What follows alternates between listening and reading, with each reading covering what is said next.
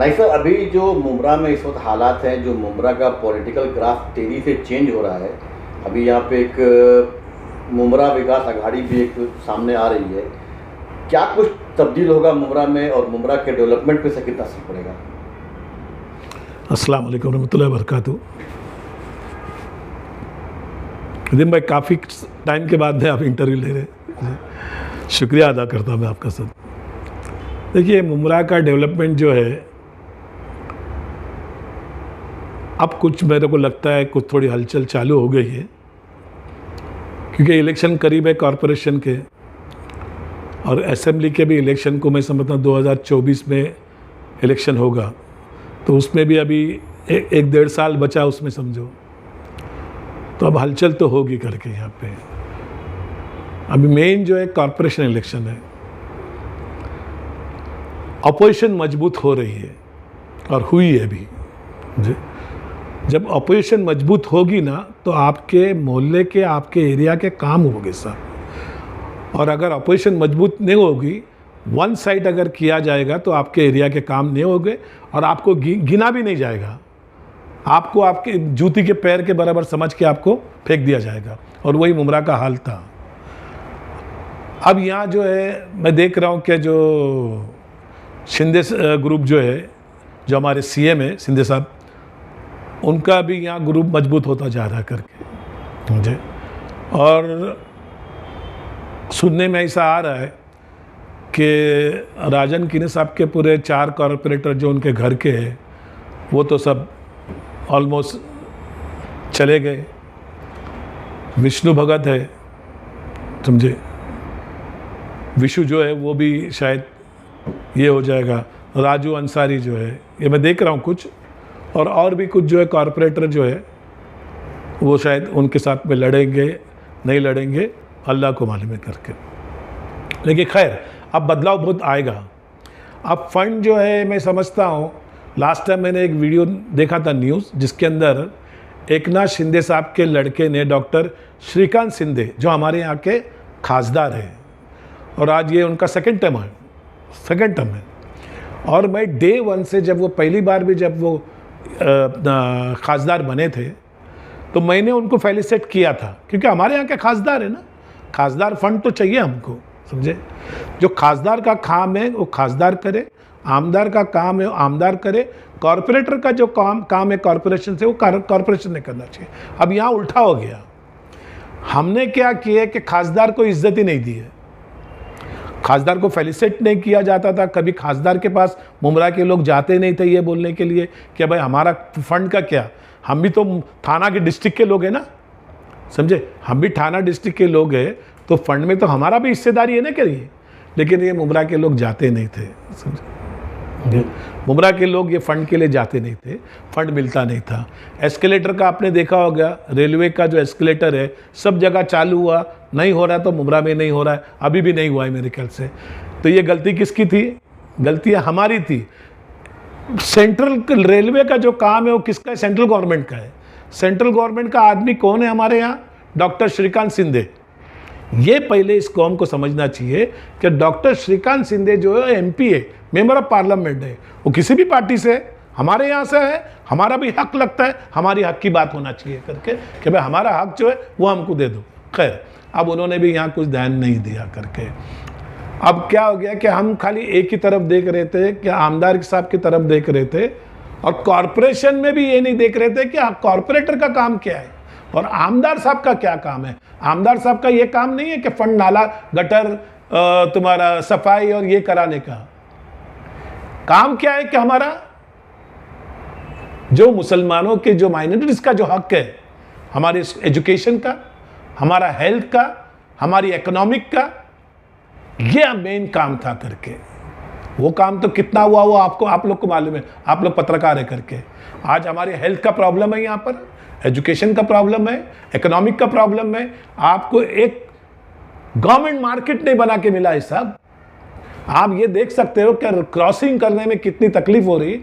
एक आपको sky walk bridge नहीं मिला, एक स्काई वॉक ब्रिज है क्या? और मैं कब से बोल रहा हूं कि भाई स्काई वॉक मांगता है करके, मुमरा में 7-8 स्काई वॉक मांगता है, आपको एक स्काई वॉक नहीं मिला साहब। मुमरा के लोगों ने आवाज़ नहीं की उसके लिए, समझे, तो मिला नहीं आपको, समझे। तो अगर खासदार के पास जाते, जैसा आज गए आप खासदार के पास, जैसे राजू अंसारी है और राजन किरी साहब है, ये मैं इनका शुक्रिया अदा करता हूँ, तो उन्होंने फिर अपना फंड दिया ना। अभी मैंने ये सुना कि 7 करोड़ रुपया उन्होंने फंड दिया है, आगे भी देंगे इंशाल्लाह। तो फंड तो हमारा है। जो ये मुमरा के कुछ लोग मैं देखा हूं जहालत की तरह जो बात कर रहे हैं ना कि फंड आने से क्या होता है, अरे भाई हमारा फंड है, हमारा हक है, हम टैक्स भरते, we are the tax payer, हम इनकम टैक्स भरते, हम जीएसटी भरते, म्यूनसिपालिटी टैक्स भरते, क्या क्या नहीं भरते हम करके, तो वो सारा हमारा हक नहीं है क्या? जब शिंदे साहब ने, हमारे सीएम साहब ने 900 करोड़ रुपया थाना को दिया पैकेज, मैंने उसके ऊपर आर्टिकल लिखे, मैंने ओपन लेटर लिखा और मैंने ये बोला कि भाई हमारा भी हक है, अब हमारी तरफ भी ध्यान दीजिए करके, क्योंकि we are the part of Thana. आप सीएम खाली थाना के नहीं हो, आप पूरे महाराष्ट्र के हो, तो हमारा भी हक है। जो हमारे पास एमिनिटीज नहीं है वो आप कम से कम दे दो, इतने सालों से नहीं मिली है, हमको दे दो करके। हॉस्पिटल 12-13 लाख 14 लाख की आबादी में हॉस्पिटल क्या है आपके पास? हॉस्पिटल कौन चला रहा है? हॉस्पिटल किसकी ऑफिस है वो, ये मैं जानना चाहता हूँ। हॉस्पिटल जो किसकी ऑफिस है ये करके, हाँ, तो ये पहले हमको सोचना चाहिए कि हमारे पास जो एमिनिटीज जो नहीं है, ये आज भी सीएम साहब से बैठ के आपको बात करना पड़ेगा। फंड किसका भी हुए, फंड हमारा है, हमारा हक आ रहा है, आने दो, क्यों नहीं आना चाहिए हमारा हक? और कौन हक दे रहा हमारा, हमको उससे कोई मतलब नहीं है करके। मुमरा सिटी डेवलप होना चाहिए, यह हमारा मतलब होना चाहिए करके। फिर वो चाहे सीएम साहब दे रहे या आमदार साहब हमारे दे रहे या फिर खासदार साहब हमारे दे रहे, वी डोंट माइंड दैट। लेकिन जैसा जो कॉरपोरेशन का फंड है वो कॉरपोरेटर के थ्रू से आता है, उसमें कॉरपोरेटर का हिस्सा का नाम होना चाहिए करके। आमदार साहब का जो फंड है वो आमदार साहब के हिस्से में आता है, तो आमदार साहब का नाम होना चाहिए करके। और ये जो खासदार का है, खासदार साहब के हिस्से में आता है, उसमें खासदार का हिस्सा होना चाहिए। ये कोई अपने जेब से नहीं देता है साहब, ना खासदार साहब अपने जेब से देते, ना सीएम अपने जेब से देते, ना आमदार साहब, ना कॉरपोरेटर, ये सब आते हैं गवर्नमेंट की तरफ से होते। हमने प्रतिनिधि भेजा है, पहले तो हमारे दिमाग में ये होना चाहिए, आमदार, खासदार, कॉरपोरेटर ये हमारे प्रतिनिधि है, वी वोटेड देम, हमने उनको वोट दिया है और उनको वो पोस्ट पे बिठाया है ताकि हमारा काम वो करे। अब वो अगर ये सोचते हैं कि मैंने किया, आपने नहीं किया साहब, आपको हमने वहां भेजा है तो आपने किया, वो फंड हमारा था, आपने लेके आया करके। उस फंड की आपको ट्रांसपेरेंसी रखना चाहिए। कितना फंड आया मुमरा में, किधर गया इतना फंड? एक मामूली यहां से वहां रोड बनाने के लिए 150 करोड़, एक मामूली हॉस्पिटल बनाने के लिए इतना करोड़, तो where the money is going? ये कौन खा रहा है पैसे? तो ये करप्शन का भी हिसाब होना चाहिए, क्योंकि करप्शन बढ़ गया है। आज देश की हालत बहुत खराब है, देश की हालत पैथेटिक कंडीशन में, बिकॉज इस तरह का करप्शन बढ़ गया है। अब तो ये डरते ही नहीं, अब पॉलिटिकल लोग डरते ही नहीं, वो तो सोचते हैं अरे छोड़ना, 25-50 करोड़ कौन करेगा, करेंगे तो बड़ा करप्शन करना है। जिस तरह से मुमरा में देखा जाए तो एक तरफ शिंदे ग्रुप अपने कदम बढ़ा रही है आगे, वहीं अभी हाल ही में अभी 2-3 दिन पहले जो है एमआईएम ने नेशनल कॉन्फ्रेंस यहाँ रखी, नेशनल लेवल की तो पहली मीटिंग यहाँ पे उनकी रही है। इस नेशनल मीटिंग से और एमआईएम के आगे बढ़ते कदम से और शिंदे ग्रुप के मुमरा में आने से क्या फ़र्क पड़ेगा उस पार्टी को जो यहाँ पे कई सालों से काबिज है? बहुत फ़र्क पड़ेगा साहब, क्योंकि मैंने सुना हूँ कि वहाँ ये ओवैसी साहब के इसमें 25-30 हज़ार आदमी थे, इतना पूरा भर गया था करके, तो फ़र्क पड़ेगा साहब। अब एमआईएम भी मजबूती से लड़ेगी, उनके वोटर्स काफ़ी है, क्योंकि जो डॉक्टर अल्तमज फैज़ी जब लड़े थे 2019 में, उनको जो वोट मिले थे वो एमआईएम के वोटर्स थे, उनके वोट नहीं थे, वो एमआईएम के वोट थे। और अभी यहाँ तो उन्होंने डिक्लेयर करके गया है सैफ पठान को, इम्तियाज़ जलील साहब ने जो है सैफ पठान को डिक्लेयर करके गया। और मैं ये जानता हूँ कि सैफ पठान एक ईमानदार है। इसकी वजह क्या है कि सैफ पठान को बहुत कोशिश की गई, क्या तुम ले लो, जितना मांगता है उतना, हमारे साथ में आओ, लेकिन उस आदमी ने नहीं लिया। उस आदमी ने ये कहा कि नहीं, मैं जिनके साथ में हूँ उनके साथ में वफादारी करूँगा। बहुत तकलीफ में भी था वो, उसको बहुत हैरान किया गया, सब कुछ किया गया, लेकिन उसने एमआईएम को छोड़ के नहीं गया, जबकि दूसरे एमआईएम को छोड़ के गए, एमआईएम पे तोहमत लगा लगा के चले गए। ये गलत बात होती है। जब आप पार्टी में रहते हो, पार्टी छोड़ के चले जाते हो, तो आपको पार्टी के ऊपर आपके जाके उधर उनके जो आपके बॉस है ओवैसी साहब, उनसे बैठ के तकरार करना चाहिए, ना कि खाली पीली का किसी के ऊपर एलिगेशन करना चाहिए। खैर वो उनकी पार्टी का मसला है। तो यहाँ अब जो है ना मजबूत चलेगा, यहाँ पे जो एक टफ इलेक्शन होने वाला है, इतना इजी नहीं होगा। पहले केक वॉक जैसा होता था, वो केक वॉक नहीं होगा। अब ये जो है कि ये जो टफ चलेगा। दूसरा, शिंदे गुट आया है। अब शिंदे साहब का जो यहाँ गुट है, जैसा अभी राजन किनी साहब और राजू अंसारी साहब ये मिलके अगर कुछ करेंगे, यहाँ पे आगाड़ी बनाएंगे, ये बनाएंगे और लड़ेंगे इंशाल्लाह, तो लोगों को भी समझना चाहिए कि वी नीड अपोजिशन। हमको अगर सामने पार्टी मजबूत है तो गेम खेलने का ही मजा आता है, स्पोर्ट्स खेलने का ही मजा आता है। लेकिन जब अगर पार्टी सामने कोई मजबूत नहीं होगी तो क्या खेलेंगे, क्या लड़ेंगे, इजी वॉक मार के निकल जाता है आदमी। तो ये टाइम टफ होने वाला है। और जहाँ तक मैं समझता हूँ आमदार का इलेक्शन भी इतना इजी नहीं होगा, क्योंकि अब 3 कोने 4 कोने होने जाने वाला है करके। एक तो एनसीपी से लड़े भी जाएंगे, फिर सिंधे गढ़ भी लड़ेंगे यहाँ से, फिर तुम्हारा एमआईएम भी लड़ेगी यहाँ से, आम आदमी पार्टी भी लड़ेगी यहाँ से। अब कौन कौन लड़ता है वो अल्लाह को मालूम है करके। लेकिन अब जो है मामला जो है इतना इजी नहीं रहेगा सब, मामला बहुत टफ होगा करके। अब ये है कि लोग जिसको लोग जिताएंगे वो जीतेगा करके। लेकिन मेरा ये बोलना है कि मुमरा के डेवलपमेंट के ऊपर लोगों ने बात करना चाहिए, ना कि फालतू बैठ के बात करना चाहिए कि वो आया है, ये आया है। तुम एक कॉरपोरेशन इलेक्शन नहीं जीत सकते हो साहब। बातें तो व्हाट्सएप पे बड़ी बड़ी करते हो। तुम एक कॉरपोरेशन इलेक्शन जीत के बता दो तो मैं तुम्हारी गुलामी लिख दूंगा। तुम कॉरपोरेशन जीत नहीं पाते हो और तुम दूसरों के ऊपर तोहमत लगाते बैठे रहते हो। मुसलमान आज भी यूनाइट होने को तैयार नहीं है साहब, एक होने को तैयार नहीं, उसको क्या कर सकते करके। और ये इलेक्शन को मेहरबानी करके मैं हाथ जोड़ कर लोगों से बोलता हूँ, इलेक्शन को आप जबरदस्ती का मजहब में मत लाओ। मजहब एक अलग चीज़ है, सियासत अलग चीज़ है। सियासत करना चाहिए मुसलमानों को, मैं ये नहीं बोलूंगा कि सियासत में मत आओ, सियासत में आना चाहिए, लेकिन ये बोल के मत आओ कि मजहब का मसला है। नॉट एट ऑल, ये सियासत है, डेवलपमेंट का मसला है, हमको उस पर बात करना चाहिए। यहाँ इतने साल से मुमरा में आप देखो कि हमेशा मुसलमानों ने हमारे गैर मुस्लिम भाई जितने भी हैं उनको जिताया है। सुभाष बोहिर लड़ते थे, यहाँ से जीतते थे। राजन किनी लड़ते जीतते, उनके घरवाली यहाँ से लड़ती जीतती है। तो भगत फैमिली यहाँ से लड़ती जीतती, महीन कुरमुरेकर यहाँ से लड़ते जीतते थे। मुसलमानों की आबादी थी, लेकिन कभी भी यहाँ ये नहीं हुआ है। और आमदार साहब आप देख लो, हमारे यहाँ 13 साल से आमदार यहाँ पे जितेंद्र अवार्ड साहब भी है, लोगों ने उनको जिता के दिया है। जबकि यहाँ से अशरफ मुलानी भी लड़े हार गए, डॉक्टर अल्तमज फैजी भी लड़े हार गए। तो मैं यही बोलूँगा, किसी को भी जीता आप, लेकिन सियासत के अंदर मजहब को मत लाना, सियासत के अंदर मजहब को मत लाना। जब शिंदे ग्रुप यहाँ पे मुमरा में आएगी तो साथ में मजहब भी आएगा, क्योंकि अभी भी पब्लिक की यही मेंटलिटी है कि वो बीजेपी के सपोर्ट से सीएम बने, तो बीजेपी को एंटी मुस्लिम पार्टी मानते हैं। सब मेरे को एक बात बताओ, 2000 मेरे को बताइए, 2014 में जब स्टेट का इलेक्शन हुआ तो उस वक्त जो था, ये आप देख लीजिए कि तुम्हारा शरद पवार साहब ने नहीं बोला मैं अनकंडीशनल सपोर्ट करने को तैयार हूँ बीजेपी को, बोले थे कि नहीं बोले? प्रफुल्ल पटेल ने नहीं बोले थे? हाँ, ये तो सब सियासत है। सियासत में कोई किसका परमानेंट दुश्मन नहीं, कोई किसी का परमानेंट दोस्त नहीं। जिसको मौका मिलेगा वो चौका मार देगा करके, समझे? और अभी तो चौका मारने की बात नहीं है, छक्का मारने की बात है करके सीधा। तो ये सोचना चाहिए, सियासत को मजहब में मत लाओ, मजहब को सियासत में मत लाओ, इसको दोनों को अलग रखो। हाँ, ईमानदारी से सियासत करना चाहिए, वो मैं भी बोलूंगा करके, वो मैं भी बोलूंगा। लेकिन आपको अब सियासत में ईमानदारी मिलेगी नहीं साहब।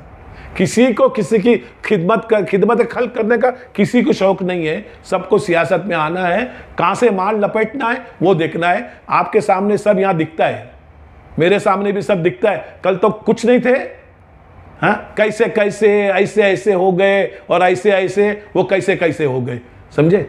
ये मेरा बोलना है करके, समझे? तो वो आने दो, कोई भी आता है लड़ने दो। शिंदे गुट आता है, लड़ने दो। वो बीजेपी के नाम से आता है, किसके नाम से आता है हमको मतलब नहीं है। यही बैरियर आपको तोड़ना पड़ेगा। जब तक मुसलमान अगर ये बैरियर नहीं तोड़ेगा, ये जो आपने हद बांध के रखे है ना कि एक पार्टी की गुलामी, कांग्रेस की गुलामी की हमने कर करके आज हमारा ये हाल हुआ है साहब। अभी मैं मुंह खोलना नहीं चाहता हूँ, मैं खोलना नहीं चाहता हूं, ये दूसरे की गुलामी में हमने हमारी कम्युनिटी के रास्ते लगा के रख दिए। हमने अपनी कम्युनिटी को मरवाया खुद हमने, समझे, और दुश्मनी जबरदस्ती हमने लेके बैठ गए। आज जो हो रहा है आप देख रहे हैं हमारे देश में क्या हो रहा है ना। हम बात करेंगे महाराष्ट्र की सियासत की, तो यहाँ पर कांग्रेस है, राष्ट्रवादी कांग्रेस पार्टी और शिवसेना है, उद्धव गुट, ये इनकी आघाड़ी अभी बनी हुई है। दूसरा पक्ष है शिंदे गुट है और बीजेपी है। तीसरा आम आदमी पार्टी है, ये अपने कदम जमा रही है। MIM है, ये भी अपने कदम जमा रही है। तो आखिर ऑप्शन क्या है यहाँ के लोगों को, यहाँ के मुसलमानों को? अब जाहिर है कि कांग्रेस को देखा, आघाड़ी साथ मिलकर लड़े, फिर भी कोई फ़ायदा नहीं हो रहा है। अब बचता है शिंदे गुट और बीजेपी। ऑप्शन क्या मुसलमानों के पास, क्या आखिर कौन उसका हल निकालेगा? देखिए, आप एक काम करना चाहिए, जो कॉर्पोरेशन इलेक्शन होता है ना, ये फेस टू फेस होता है करके, पार्टी नहीं देखी जाती इसके अंदर। समाजवादी भी लड़ेगी ना यहाँ से, समाजवादी थोड़ी छोड़ेगी। पहले समाजवादी का वर्चस्व था ना इधर, तो उसको अब ये है कि आपको देखना है कि कैंडिडेट कौन है, कितना पढ़ा लिखा है, कितना उसका एक्सपीरियंस है, हाँ, और उसकी पकड़ कितनी है। ये आप जब कैलकुलेट करोगे ना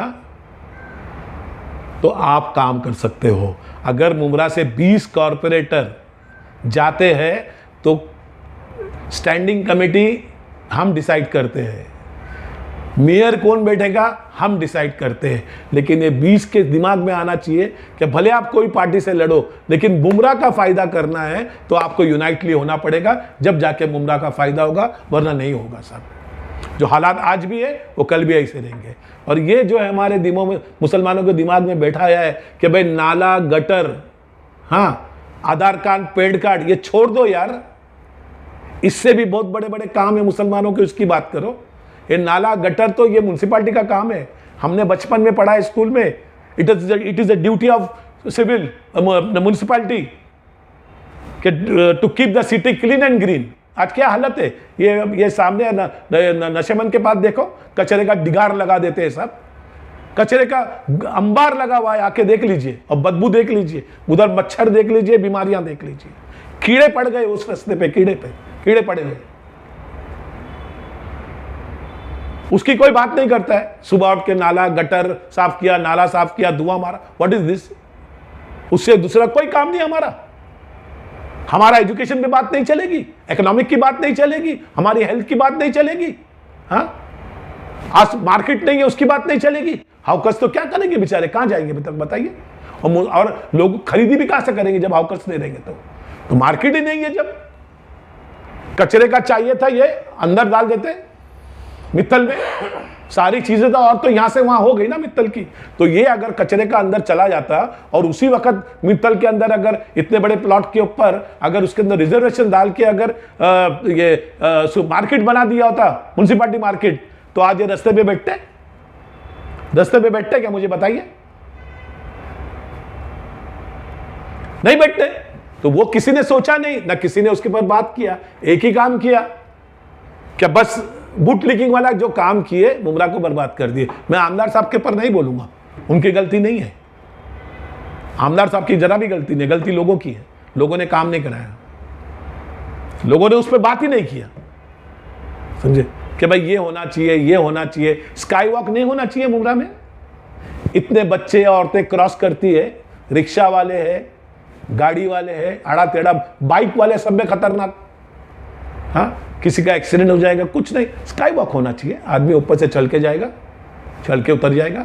आपको मार्केट तो बनाना था ना, हैंगिंग मार्केट किधर चला गया भाई? हैंगिंग मार्केट बनाना, आज भी बना सकते हैं।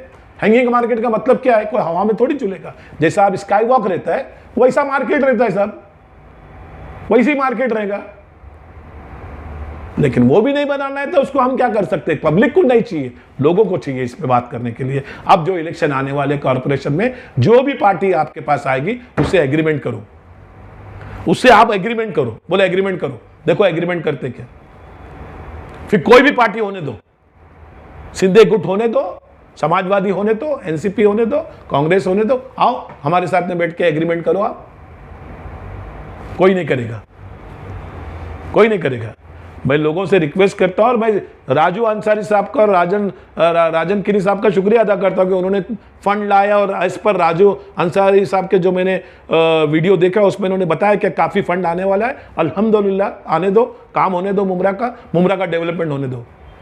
और मैं ये रिक्वेस्ट करूंगा सबसे, और राजू अंसारी साहब से और राजन गिरी साहब से रिक्वेस्ट करता हूं कि भाई आप भी सीएम साहब के पास जाके ये बताइए उनको कि मुमरा में ये जो स्कूल का प्रॉब्लम है, हॉस्पिटल का प्रॉब्लम है, हमारी लाइब्रेरी का प्रॉब्लम है, हर चीज़ का प्रॉब्लम है, आप सॉल्व करके दे दो। हम भी थाना में रहते हैं, we are the part of Thana, तो आपको हमारे पास भी सोचना चाहिए। जो एम्यूनिटीज़ यहाँ आएगी, अब वो कम से कम ये वापस चौपाटी का काम चालू हुआ है।